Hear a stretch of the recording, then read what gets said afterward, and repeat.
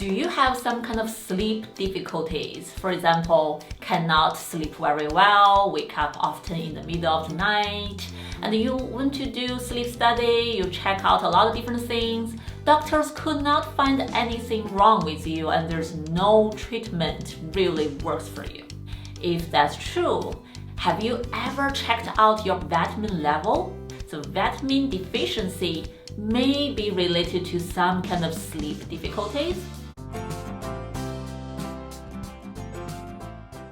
I am sitting with a group of 1,000 people who do not sleep, and we don't have an answer. And they don't have sleep apnea. They just wake up, can't go back to sleep. They're young, healthy females generally. I'm thinking about sleep on a single cell basis, which is not anything that any normal person would ever do. So now B12 might be deficient in those cells. What if these sleep disorders in these young, healthy people are really a vitamin deficiency? That would be so cool. So I start sending them off for B12 shots.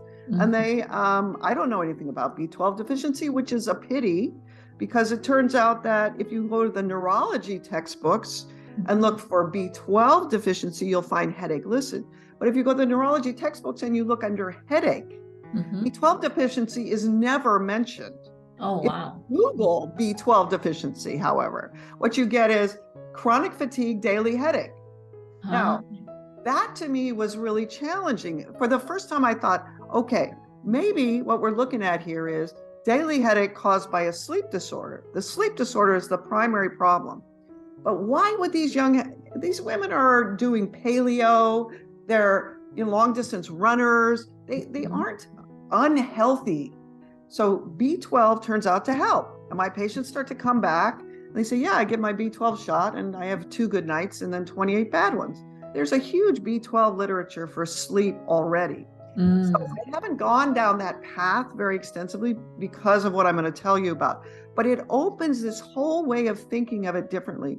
Is it possible that the cells that actually run my ability to transition into these sleep phases, which by the way are run by neurotransmitters, is it possible that that I could be neurotransmitter deficient in some way because of a deficiency state in my body? Okay, so that's the question.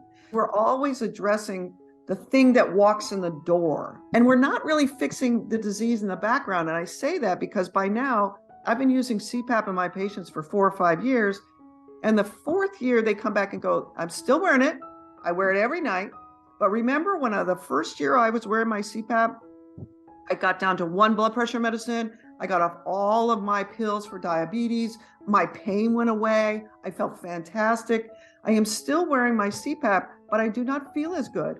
I'm back on 3 blood pressure medicines. So there's something getting worse. There's the disease process in the background that we have missed.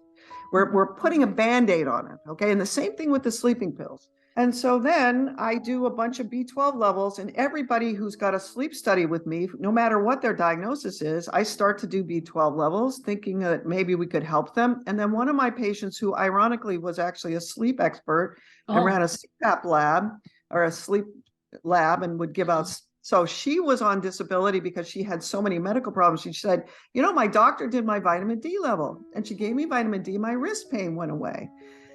And I said, well, okay, let's just throw it in there. I really had no focus on any vitamin. I'm not knowledgeable, but I'm drawing blood anyway. I said, let's do the vitamin D level. One of the things that was weird is in these young, healthy females, very active, very knowledgeable about their health, they had a lot of pain. They've got ankle pain or knee pain or hip pain or back pain. And I really didn't think that 32-year-olds should have any pain. But their leg movements on the sleep study are not really being treated. They're there, we talk about them, but we don't talk about how they happen. So if I'm putting a CPAP mask on, I'm treating the airway paralysis. But if you think of those paralysis cells as wobbling back and forth, when they get too paralyzed, you stop breathing. When you're not paralyzed enough, your legs are moving. And it turns out there's an old walking nucleus, a very ancient walking nucleus right in that same stripe. And those periodic limb movements are actually alternating. That's why they're called periodic. And they're walking movements. Well, what if their ankle pain is because their feet are still moving while they're sleeping? And so we throw in vitamin D. And so for 4 months between August of 2009 and December of 2009, I've got D levels and B12 levels on all of these people. And I'm writing out these lab slips every night. And everybody's D is low, which is particularly ironic because it's in August to December. Like if they're going to have normal Ds, it'll be after summer. So you got a lot of data from this. Yes. And then 2 guys come in the last week that were open just before the Christmas break and say, I'm still using my CPAP. I use it every night, but it didn't take my headaches away. But that little note you sent me last time I was in here about my D, I went and bought the vitamin D. And about 3 weeks later, my sleep got better. My headaches went away.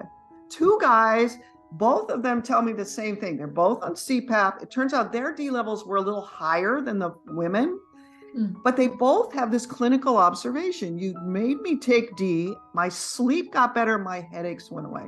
There's a guy named Walter Stump who's published in the 80s that this stripe that paralyzes has vitamin D receptors all over it. Also, the 2 parts where the clock function, the locus ceruleus and the substantia nigra, where those little dopamine cells were, that always tell us what time it is and when we're supposed to be going to sleep and transitioning, they have vitamin D receptors. I think the challenge is how for each person to decide what exactly is lacking, what exactly vitamins they may need, and what dosage is. Sounds like those are really tricky questions. We're all resistant to having to do it ourselves because it is overwhelming.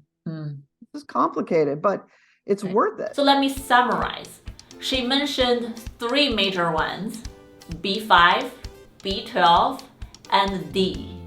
So what do you think about vitamin deficiency? Have you ever checked it out for yourself? Leave me a message down below. Let me know. You can also subscribe our email newsletter for the most recent update. I'm Dr. Yishan. Thank you for watching and listening. I will see you next time. Bye. Are you struggling with insomnia? Do you know there's one method out there? It's first-line treatment in many countries. It's very evidence-based and it's very effective. And it's called CBTI. So I have designed this 4-week-long CBTI course to help you recover from insomnia without relying on medication. I provide weekly Q&A sessions to help you tailor the treatment to your own needs and your own sleep pattern. Check it out at this website, mindbodygarden.com/insomnia.